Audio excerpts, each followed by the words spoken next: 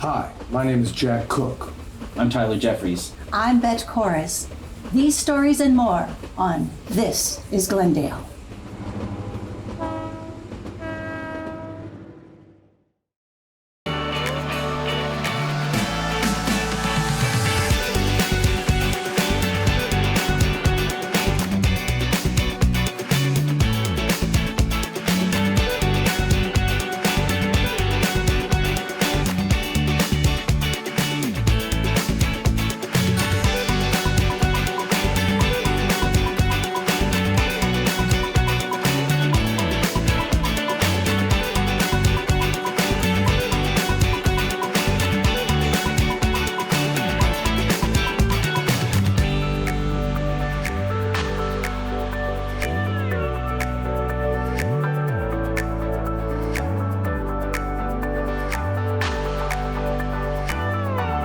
Welcome to the April edition of This is Glendale. I'm Tyler Jeffries. And I'm Bet Chorus. This month, I'll be speaking with Jack Cook to learn about the mulch sale for the Scouts that's going on.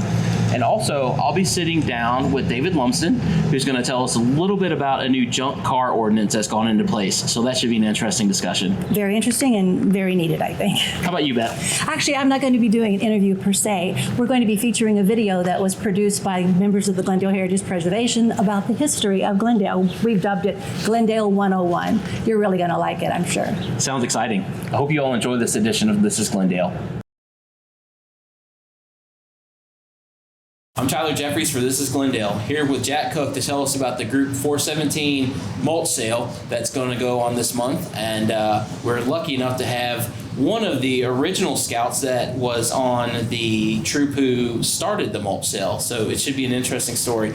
Jack, can you tell us a little bit about this mulch sale and the history of it? Yes, thank you, Tyler. The mulch sale is intended for the Scouts venture trip in each summer. Each summer, the Scouts go to an awesome week to 2 week long venture trip, and it's all funded by the mulch sale. Awesome. So the village helps pay for their venture trip, but the Scouts have to work it off. Like, for example, if a Scout doesn't help work the mulch sale, they don't get a free ride to the trip.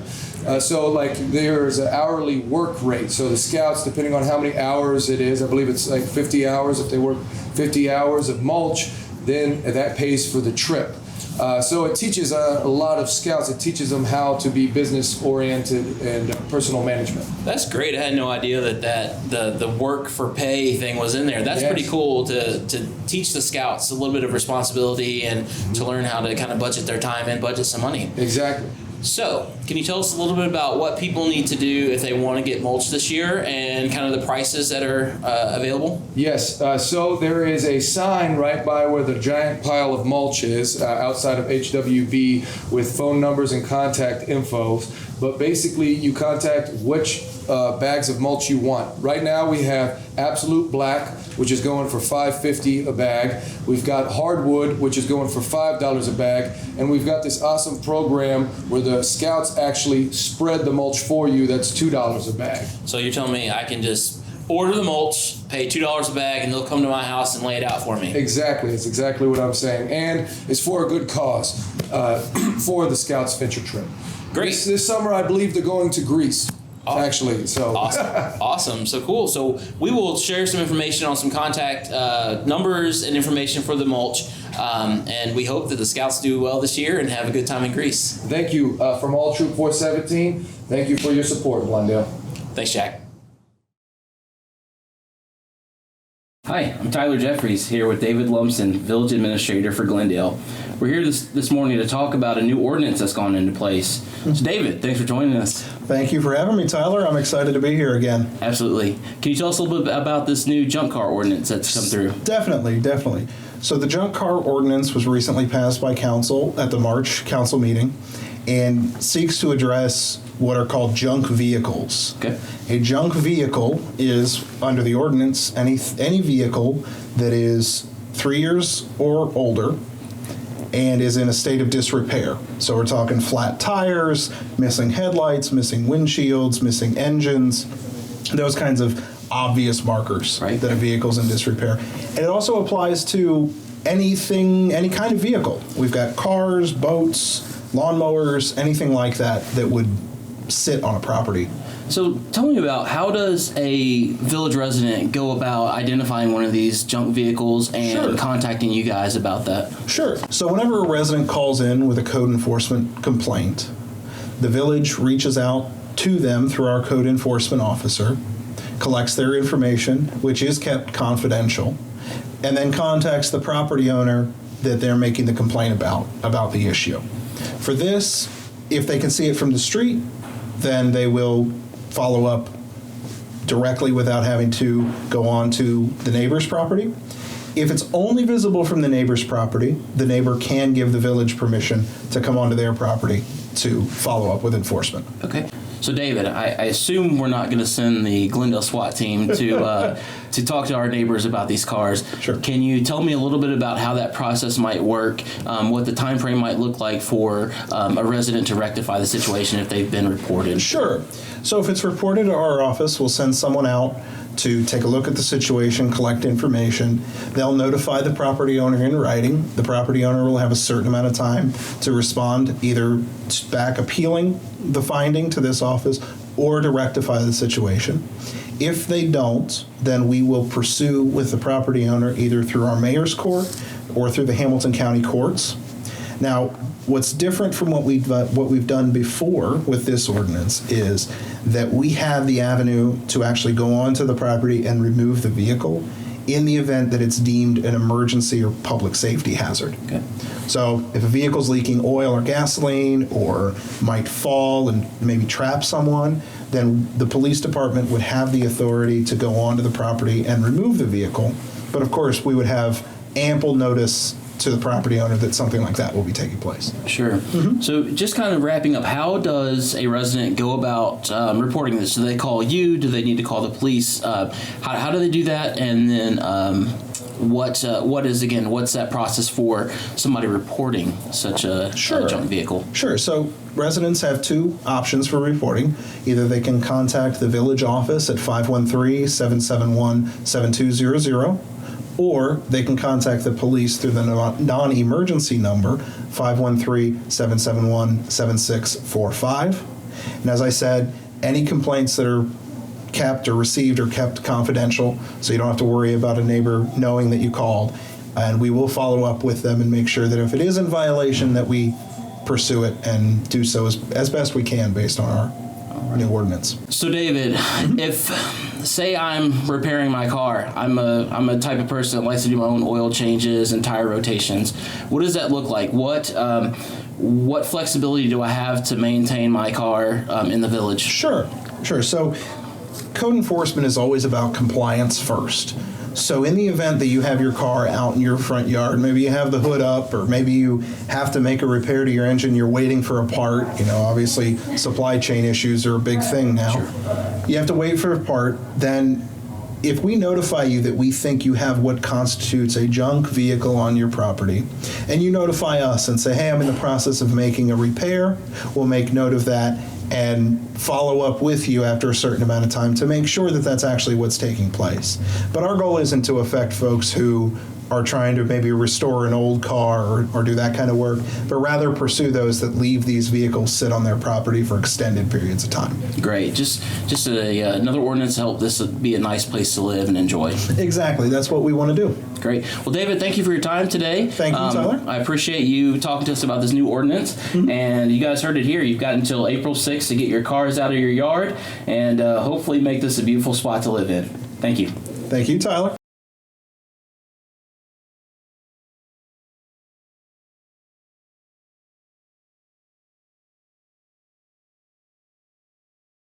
Historic Glendale, the living village. This land had been an Indian hunting ground. Then it was part of John Cleve Sims' Miami Purchase. Many of the trees had been cleared, and the land now belonged to a farmer, Edmund R. Glenn. This land would become Glendale. The year was 1847, and the Cincinnati, Hamilton, and Dayton Railroad was building north from Cincinnati.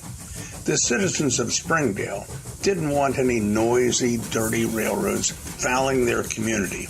So the CH&D bought a right-of-way a little to the east of Springdale, through Mr. Glenn's farm.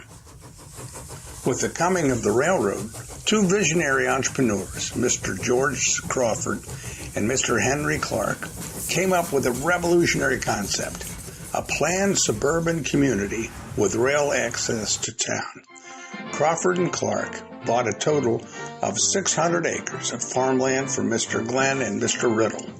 The village would be called Glendale, and it would be America's first planned railroad commuter village. 30 prominent citizens formed the Glendale Association. These were some of the very first residents. Glendale was moving from idea to actuality. In 1851, Mr. R.C. Phillips was employed to create a town like no other. He chose a curvilinear design that blended into the existing topography. The town plan looked more like a flower design than the typical tic-tac-toe grid system of most towns. The residences of this town would look out upon green lawns, beautiful flower gardens, and tall shade trees, rather than the crowded, smoky, and congested streets of downtown Cincinnati. Almost immediately, the building began. Business and merchant families were drawn to the new community. Stately home after stately home rose along the curving avenues of Glendale.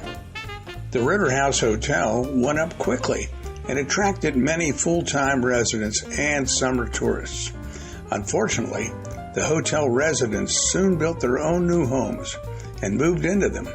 To make matters worse, there was no demand for the hotel rooms during the cold winter months. The hotel was forced to close in 1854.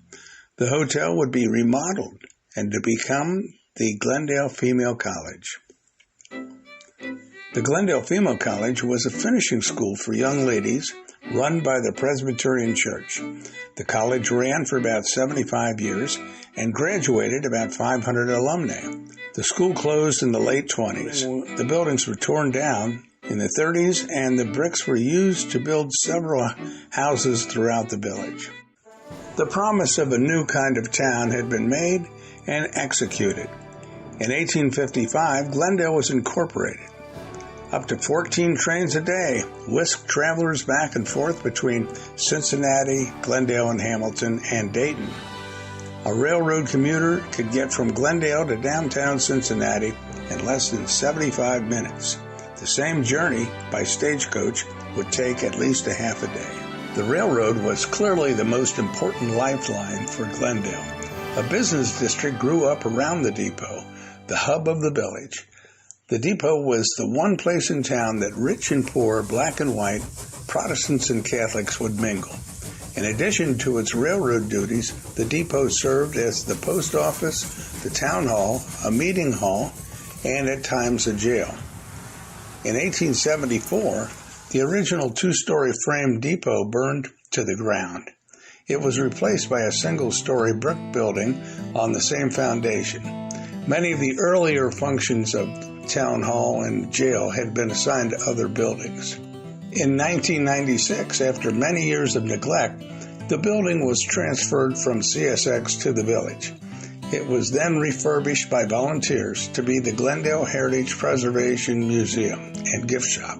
Glendale was also a stop for a different kind of railroad, the Underground Railroad. In those days, slavery was still an institution in the South. The Underground Railroad was used for smuggling runaway slaves to freedom in Canada. One local farmer lost his farm for his anti-slavery activities. The Civil War ran between 1861 and 1865. In July of 1863, telegraph chatter along the line told of the audacious raid of General John Hunt Morgan and his 2,000 mounted troops as they swept around the northern fringes of Cincinnati. The warning went out to the suburbs, and with a flurry of activity, local residents buried their valuables and hid their horses. The Confederates knew about the railroad through Glendale and expected a confrontation. But Union troops arrived the next day on horseback.